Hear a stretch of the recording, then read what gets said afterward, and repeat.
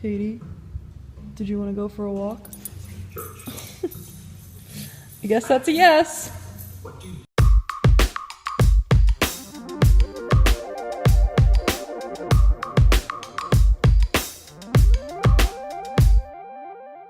Come on, Katie.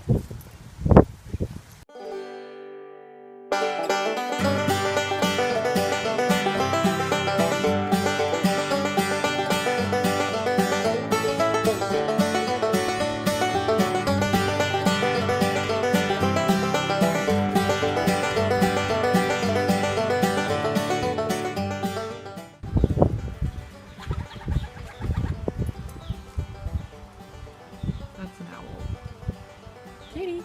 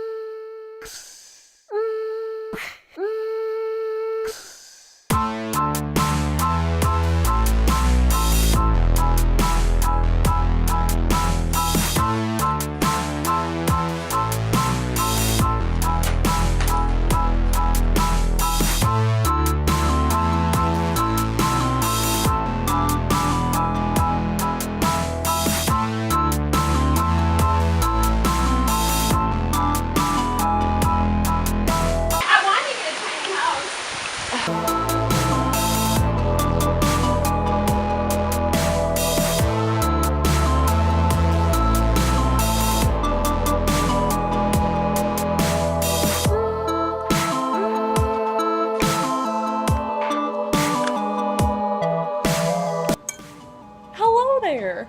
I'm here eating an entire pineapple. It's as I talk with my mouth full, it's another extremely gloomy day here in Florida. Like, since we had this tropical storm, every day's just been like cloudy, muggy, humid. Like, my hair hates life. It's still beautiful. You can't hate Florida. Yeah, that's better. If you guys didn't know, I actually moved back from New York to Florida beginning of March. It was like end of February, beginning of March.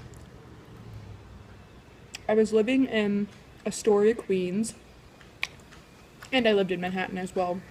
But in total, I was in New York for 2 years.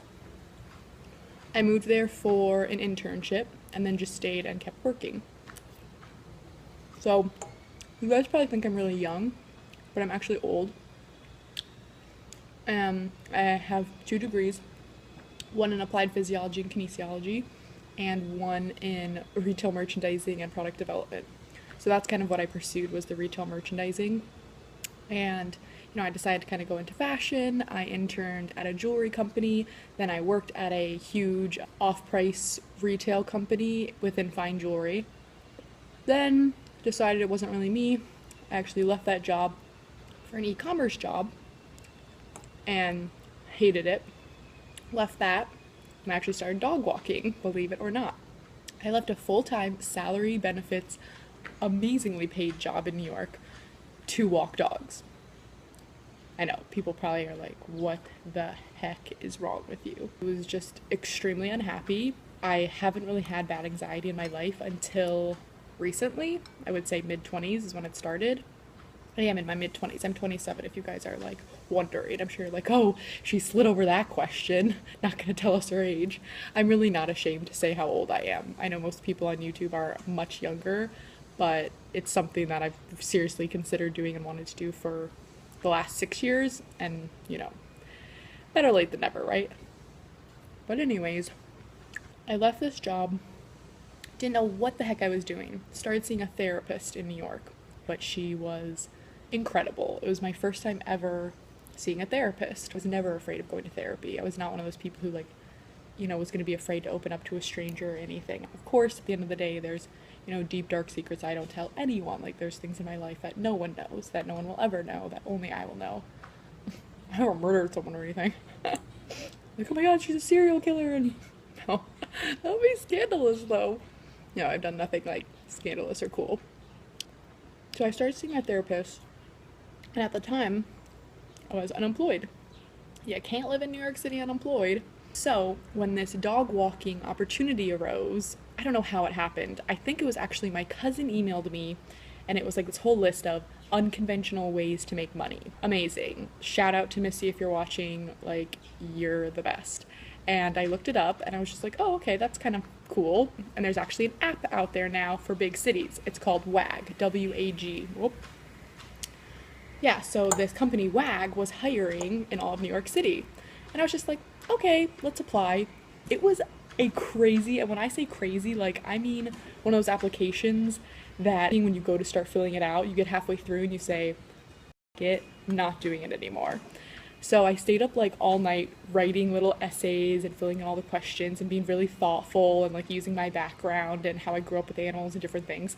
Note, I don't have formal dog walking experience. I actually did house sit my cousin's French bulldog in New York City all the time. So that was like a big part of my essay, as I talked about like how they have respiratory issues and how they can get overheated easily, and like, you know, sounded really scientific and like I knew all this stuff about dogs when I didn't.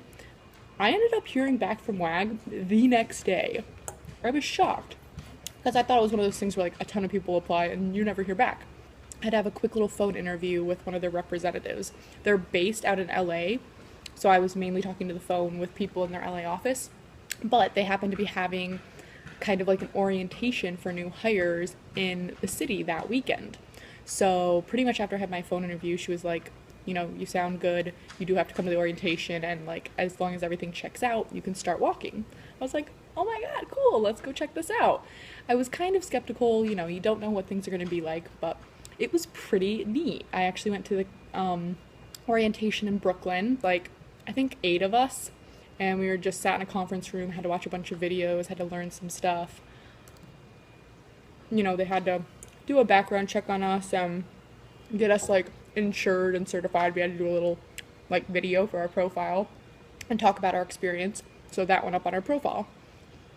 So WAG is actually like an awesome app. They call it, it's kind of like taglined as Uber for dog walking, because you can just, if you need someone to walk your dog right away, you can like GPS a walker and find them and ask them to walk your dog. So I ended up walking dogs in New York City like a lot for a few months. Here I am, this girl with 2 degrees, living in New York City. I've had cool ass jobs that people would kill for, and now I'm walking dogs.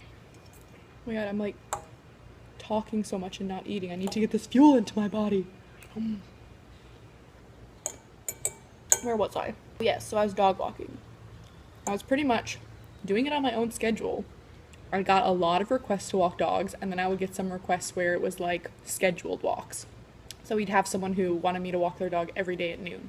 So I made that like a plan.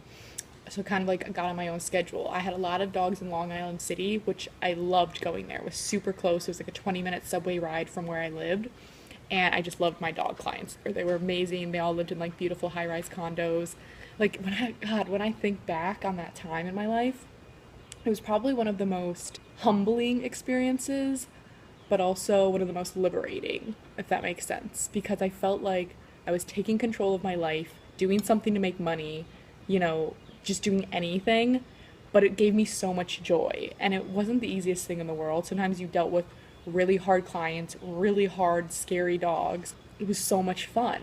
And I think at the time in my life, it was exactly what I needed. Like nothing else would have kind of gotten me out of the slump I was in. So I think the dog walking was so great for me because, I know, I didn't live with a dog, didn't have an animal around, but I was able to see them every day and play with them.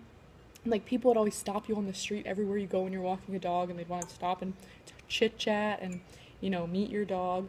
So I dog walked until last year, until about, I want to say November. So I was applying for jobs all the time while I was dog walking. First job I heard back from was an entry-level position at a small boutique PR agency within beauty. I'm obsessed with beauty products. I really liked the clients that the company worked with, so I went for it. I had a great few months there, and then my grandma got really sick. We were told that she had an extremely rare tumor and that she probably would not live for another like 6 months, but they really couldn't give us a timeline. It could be anywhere from, you know, 2 months to 6 months to a year. That's kind of what they told us. I was at this new job in New York, not making the greatest money, but it was still like a job. But I became unhappy again. I just kind of lost my path. The job I was at was so strenuous, so stressful, the most stressful job I've ever had. But I met some amazing people. I made the decision to move home and be with my mom while my grandma was sick. And I really did want to, be with my grandma as much as possible while she still was functioning. It was important for me because I grew up in a big family. I actually have 5 sisters and brothers, so there's 6 of us total, like all from the same parents. People are always like, what? Are they stepbrothers, stepsisters? No. When I was younger, we didn't really have holidays with like lots of cousins or grandparents because our family was already so big. It was difficult to get everyone together. So I didn't really see my grandparents all that much when I was younger. It was important for me to kind of establish a relationship with my grandma now, later in life, while I could. She was just so funny, had a very dry sense of humor. She was one of those people who, like, didn't smile a lot, but when she did,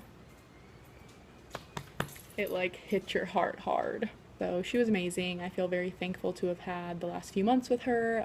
She actually passed away about a month ago. I guess that's my little story time for the day. Thank you so much for watching, guys. Please, if you haven't yet, subscribe down below and give this video a big thumbs up if you liked it, and crazy thumbs. You guys are the best. And I will see you guys in my next video. Bye!